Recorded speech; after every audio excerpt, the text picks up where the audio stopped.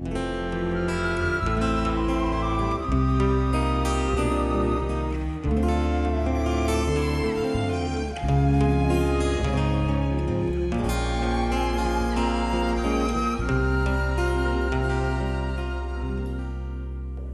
dia, com muita alegria. Estamos hoje reunidos para mais um dia de tratamento. Sejam todos bem-vindos. Bom dia, pessoal. Realmente é uma música assim, a gente começa o dia vibrando alto, né? Então aproveitar a nossa vibração boa, essa harmonização que fizemos, que nós estamos buscando para o coração. Bom dia, pessoal. Bom dia. Bom dia, turminha. Que belezura. Por favor, meu amor. Hoje ela não quis falar nada, não. Bom dia, gente. Muita paz para vocês. Sejam bem-vindos. Bom dia, gente. É sempre uma alegria, né, a gente conversar sobre esses temas que o André Luiz nos traz. Vou falar de André Luiz hoje. Que o Emmanuel nos traz com tanta sabedoria, né? Então, vamos ler a mensagem juntas e vamos refletir o que a mensagem traz para nós. Ninguém menospreze a expressão animal da vida humana a pretexto de preservar-se na santidade. A imersão da mente nos fluidos terrestres é uma oportunidade de sublimação que o espírito operoso e desperto transforma em estruturação de valores eternos. A sementeira comum é símbolo perfeito. O germen lançado à cova escura sofre a ação dos detritos da terra, afronta a lama, o frio, a resistência do chão, mas em breve se converte em verdura e utilidade na folhagem, em perfume e cor nas flores, e em alimento e riqueza nos frutos. Compreendamos, pois, que a semente não estacionou. Rompeu todos os obstáculos e, sobretudo, obedeceu à influência da luz que a orientava para cima, na direção do sol. Vou até repetir, tá? Compreendamos, pois, que a semente não estacionou, rompeu todos os obstáculos e, sobretudo, obedeceu à influência da luz que a orientava para cima, na direção do sol. A cova do corpo é também preciosa para a lavoura espiritual, quando nos submetemos à lei que nos induz para o alto. Toda criatura provisoriamente algemada à matéria pode aproveitar o tempo na criação da espiritualidade divina. O apóstolo, todavia, é muito claro quando emprega o termo semeie-se. Quem nada planta, quem não trabalha na elevação da própria vida, coagula a atividade mental e rola no tempo a maneira do seixo, que avança quase inalterável a golpes inesperados da natureza. Quem cultiva espinhos, naturalmente, alcançará espinhos. Mas o coração, prevenido, que semeia o bem e a luz no solo de si mesmo, espere feliz a colheita da glória espiritual. Bacana, né? Aí eu vou fazer o seguinte. Paulo traz o versículo 43 para nós, mas eu queria trazer um versículo um pouquinho antes, para dar-nos uma contextualizada de algo que ele nos traz nessa epístola que ele faz. Como todas as cartas de Paulo são grandes orientações, né? Ele foi lá, fundou as igrejas, falou sobre a lei de amor, sobre uma renovação de parâmetro ou uma renovação de ponto de vista da época. E aí dúvidas surgem.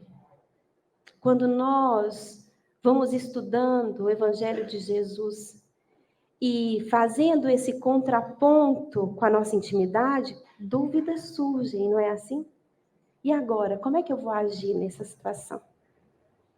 Isso aconteceu, qual que é o melhor de mim para colocar e empregar nesse cenário? Dúvidas surgem. E o Paulo vira esse mentor, companheiro, a contribuir com as igrejas fundadas com essas epístolas.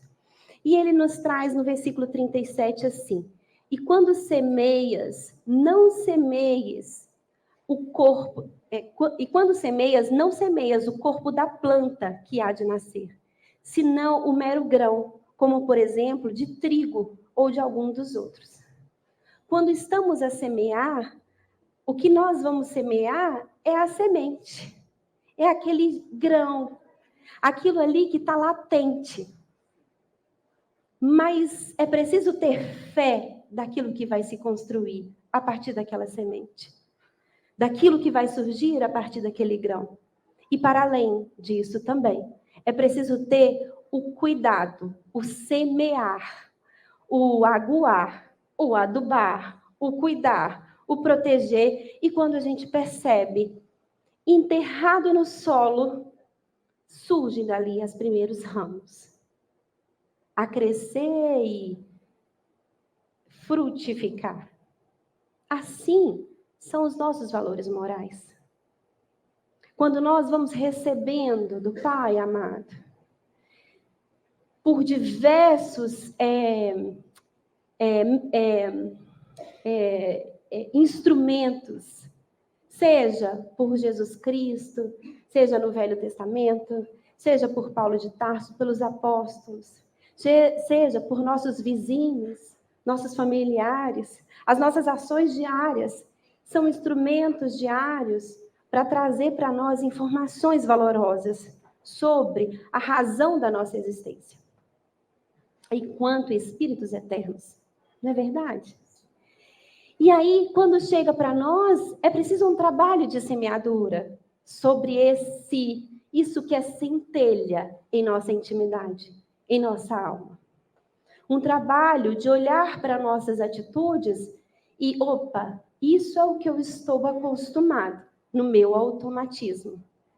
Mas agora, diante desse cenário, dessa minha mudança de ponto de vista, qual a outra forma de atuar no mundo? Esse é um trabalho.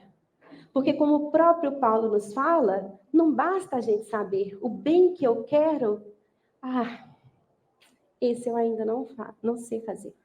Né? Senão a gente sentava, depois de um ano de estudo do Evangelho, estávamos aí prontos, né? Acabou-se, conversa.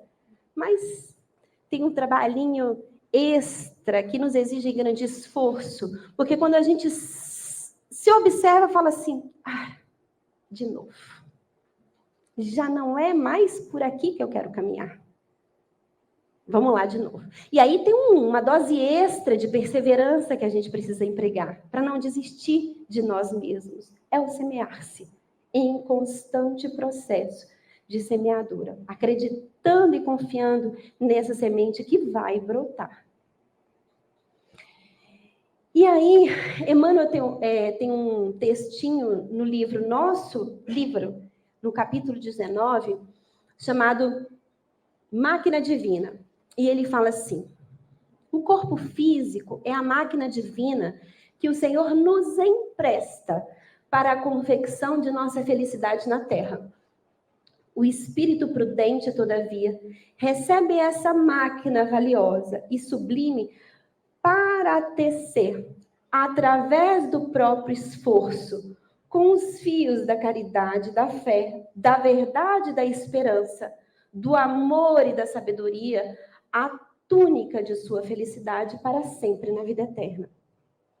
Temos por empréstimo divino essa máquina que, por mais que nós consideremos perfeita, e ela é uma máquina incrível, verdadeiramente incrível, ela é efêmera. Então, a gente precisa de uma dose de cuidado para bem sabermos usar essa máquina divina. Porque ela tem uma serventia. O objetivo desse corpo físico é servir de, eu posso dizer, escafandro? É um escafandro para habitarmos nesse cenário que agora estamos. E como toda máquina precisa de manutenção, precisa de cuidado, tem determinadas coisas que não caem bem, que se eu começar a submeter essa máquina a determinados cenários, ela vai se deteriorar mais cedo. Inclusive, no nosso caso, cenários de perturbação mental. Quando eu falo perturbação mental, são as nossas crises de ansiedade, nervoso, o nosso não controle, muitas vezes emocional, e que às vezes faz parte do nosso amadurecimento. Nossa, eu não estou conseguindo controlar. Mas vamos buscar as fontes desses desajustes, como nos ensina os grandes espíritos. Conhece-te a ti mesmo, para fazer esse trabalho de entrada interior e saber o que essa semente, nesse momento, está precisando. Do que esse solo está fragilizado, que nesse momento eu preciso adicionar para que essa semente possa germinar. E André Luiz, num livro que chama Antevidência Divina, no capítulo 96, eu recortei alguns trechinhos, então se vocês quiserem depois ir dar uma olhadinha no capítulo completo, ele fala assim, é muito interessante esse capítulo, porque ele diz assim, observe as lições silenciosas que o seu próprio corpo lhe administra, revelando a antevidência divina. E então ele dá vários exemplos. E aí um deles é assim, trabalhe sempre. Suas mãos não se encontram desfrutando ampla liberdade de ação na ponta dos braços por mero enfeite. Fale com parcimônia. Sua língua não vive enclausurada no cárcere da boca por ser feia.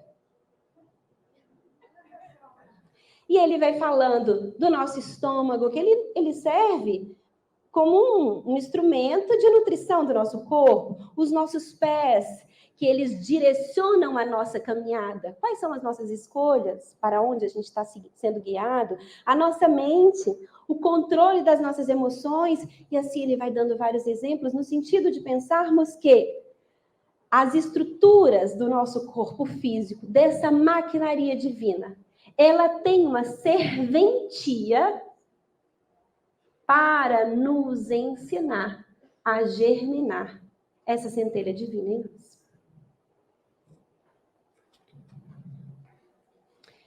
Existe no capítulo 17 do Evangelho segundo o Espiritismo, o capítulo é o Sede Perfeitos, e o item 11 fala do cuidar do corpo e do espírito. E eu cortei um pedacinho que fala assim, amai, pois, a vossa alma, porém cuidai igualmente do vosso corpo, instrumento daquela. Obviamente que somos espíritos eternos. A nossa prioridade é olhar para essa evolução espiritual. Mas o que nos serve de instrumento hoje, essa maquinaria que nos serve de exercício para isso, é preciso que a gente tenha um cuidado. Como quem pega qualquer coisa emprestada e está ali, opa, quero entregar, não tem jeito de entregar melhor que recebeu, né? Isso aqui não vai ter jeito. Mas o melhor possível, a melhor serventia possível. Se eu não posso entregar esse corpo efêmero, que eu entregue o objeto que ele se faz presente, que é minha estrutura espiritual. Que eu saia disso melhor do que eu cheguei. Portanto, bem aproveitando essa condição física. E na Revista Espírita, esse vale a pena ler. Revista Espírita, 1862, julho de 1862. Ele é um texto enorme. Então, eu recortei pedacinhos para que a gente pudesse pensar juntas aqui. O item chama O Ponto de Vista. E aí ele começa falando assim: não há quem não tenha notado o quanto as coisas mudam de aspecto conforme o ponto de vista sob o qual são considerados. Não só se modifica o aspecto, mas também a sua própria importância. Coloquemo-nos no centro de qualquer coisa, mesmo pequena, e parecerá grande. Se nos colocarmos fora, será bem diferente. Quem vê algum objeto do alto de um monte, o vê insignificante, mas de baixo ele parece gigantesco. Então, diante de tantas adversidades que a existência física nos constrange a viver, a forma de lidarmos com esses diversos cenários depende muito do nosso ponto de vista. No nosso tamanho, às vezes a gente não consegue compreender determinadas situações que se passam ao nosso derredor. E, por vezes, podemos cair na tentação de questionar a bondade divina. Mas será que ele esqueceu? Deu um desleixozinho? Podemos. Mas se lembrarmos que do lugar onde nós estamos, talvez a gente não consiga ter a visão completa do cenário, a gente lembra de quem somos e do parâmetro que temos em termos de divindade, e aí lembramos, talvez eu não consiga compreender tudo o que está acontecendo ao meu redor.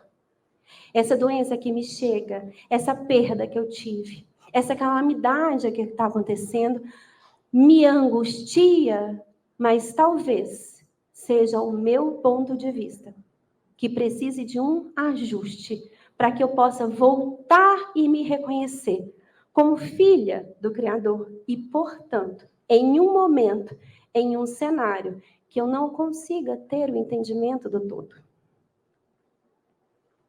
E um outro trechinho que eu recortei desse item: a vida corpórea é necessária ao espírito, ou à alma, que quer que a gente vá chamar. É a mesma coisa, dizem eles. Para que possa realizar neste mundo material as funções que lhe são designadas pela providência. É uma das engrenagens da harmonia universal. A atividade que é forçado a desenvolver nas funções que exerce sem suspeitar, crendo agir por si mesmo, ajuda no desenvolvimento de sua inteligência e lhe facilita o adiantamento. Sendo a felicidade do espírito na vida espiritual proporcional ao seu progresso e ao bem que pôde fazer como homem, disso resulta que quanto maior importância adquire a vida espiritual aos olhos do homem, mais ele sente a necessidade de fazer o que for necessário para garantir o melhor lugar possível.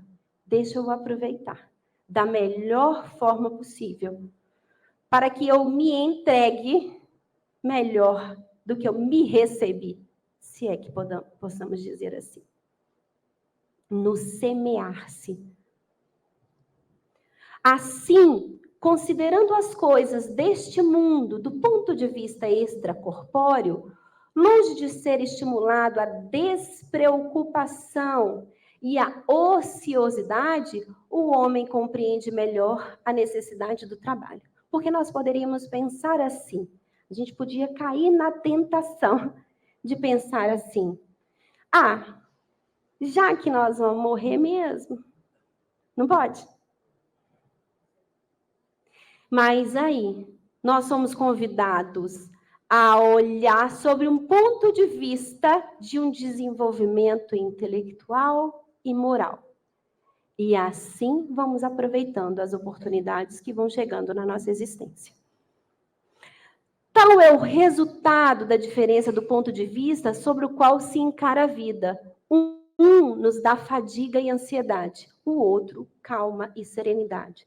A depender de como estamos enxergando esse ponto de vista. Espíritas que experimentais decepções, deixai por um instante a terra em pensamento. Subi às regiões do infinito e mirai-as do alto, e vereis o que elas são. Às vezes, a gente, diante de algo que nos chega, porque em determinados momentos a gente está usufruindo de bela saúde, cheios de vida, como nós podemos dizer. No segundo seguinte, nós somos tomados de enfermidade que precisa e exige de nós paciência. Por vezes, estamos celebrando o crescimento profissional. Por hora, lamentamos uma mudança financeira, uma condição, um desemprego. Em algumas situações, nós celebramos a casa nova, né, a organização do lar. Por outro lado, estamos sem lar. Em outro momento, estamos sem habitação.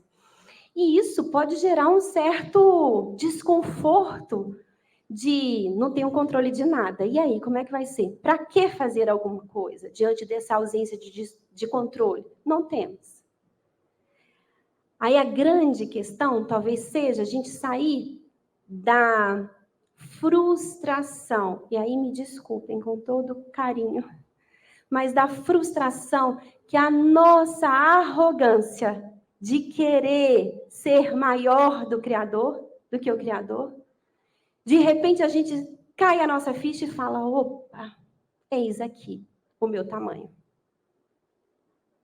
E talvez nesse momento, ao invés da rebeldia de falar, também não quero mais nada, se não é do meu jeito, também não quero mais, talvez possamos reconhecer a grandiosidade divina e saber o caminho pelo qual a gente vai percorrer, ou para onde a gente quer chegar.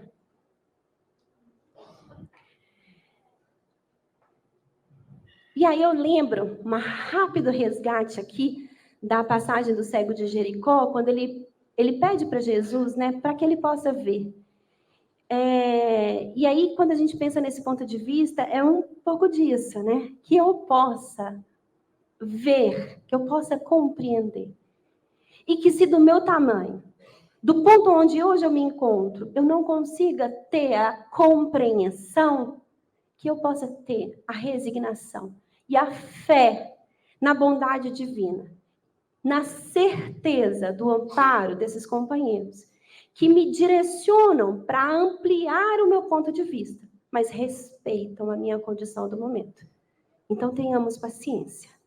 As respostas vão chegando. À medida que, com confiança, a gente vai caminhando. E aí eu vou, já finalizando aqui,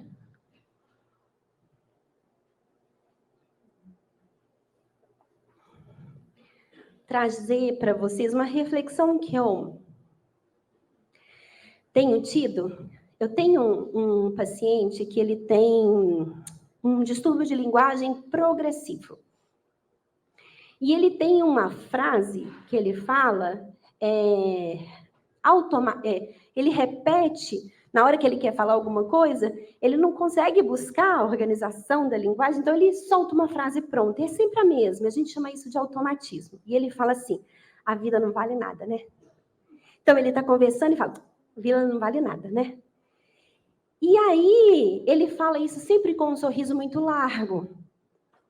E a gente vai fazendo os trabalhos, e daí a pouco ele solta esse, a vida não vale nada, né? E aí eu levo ele até o elevador, lá no consultório, aperto para ele, para ele chegar em segurança lá embaixo, onde a filha dele está esperando, e ele, então tchau, a vida não vale nada, né? E aí nessa semana, eu escutando isso, eu acho que isso combinou muito com o nosso cenário, né? Que a gente vai vivendo nesse momento, com os nossos companheiros que estão vivendo cenários difíceis, né? E situações de prova muito especial no Rio Grande do Sul. E aí a gente vai pensando nesse cenário, né? A vida não vale nada. E, por um momento, talvez a gente pudesse desviar o pensamento e falar, ai, que desânimo, né? Não, para quê? Né? Que absurdo. Ai, que situação. Mas aquele sorriso largo dele talvez tenha me direcionado a ouvir aquilo ali para mim, na minha alma, e resgatar a nossa certeza sobre a finitude da vida. A vida é efêmera. Ninguém tem dúvida sobre isso. Temos receio, pautado em alguma construção para trás. Mas nós não temos dúvida sobre a finitude da vida. E a finitude nos convida a pensar nessa passagem pela existência física e, portanto, somos passageiros nesse processo. E como passageiros desse processo, se eu viajo como passageira e turista, eu vou aproveitar aquele passeio o máximo possível. Às vezes eu vou fazer até uma programação. Vou saber os lugares que eu vou viajar, acordo cedo, quero aproveitar o máximo daquilo ali.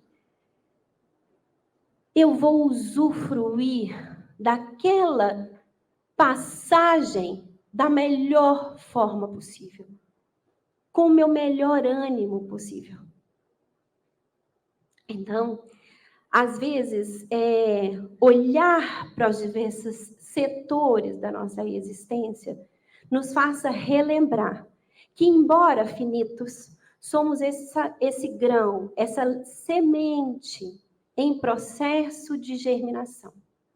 E quando nós olhamos para o cenário, o exemplo que eu dei do Rio Grande do Sul, nós não podemos deixar de observar sob o ponto de vista da fraternidade, que vem encantando os nossos corações. A lei de solidariedade, do amor, do quanto que as pessoas estão motivadas a levar um pouquinho de si mesmo em contribuições materiais, em contribuições fluídicas, que nós muito podemos contribuir dessa forma. Então, é uma situação aparentemente caótica que nos ajuda e nos ensina sobre o processo de reconstrução ou refazimento em que todos nós, seja quais forem as circunstâncias que nós estejamos vivendo, é possível germinar e florescer nessa lei de amor. Tem uma musicazinha, eu vou pegar meu celular aqui, tá? Rapidinho.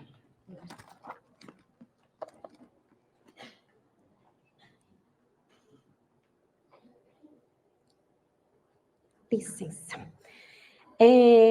Que ele começa assim: despencados de voos cansativos, complicados e pensativos, machucados após tantos crivos, blindados com nossos motivos. Às vezes a gente vive essas situações dolorosas mesmo e a gente se sente nesse lugar, machucados.